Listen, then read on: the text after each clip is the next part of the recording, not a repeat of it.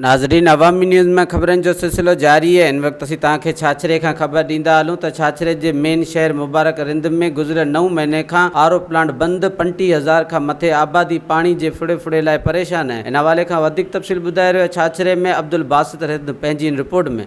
जी नाज़रीन, असां हींअर मौजूद आहियूं तालका छाछरो जे मेन शहर मुबारक रिंद में, जिते 9 महीननि खां आरो प्लांट बंद आहे।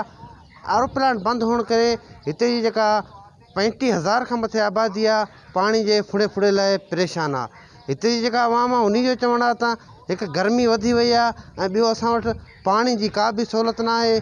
असीं उञ मरूं पिया ऐं असां गवर्नमेंट सिंध खे इहो अपील था कयूं त खुदारा असांजी पाणी जो जेको आहे सो आरो प्लांट सही करायो वञे, जी त असां पाणी पी सघूं। अब्दुल बासित रिंद, अवामी न्यूज़, छाछरो।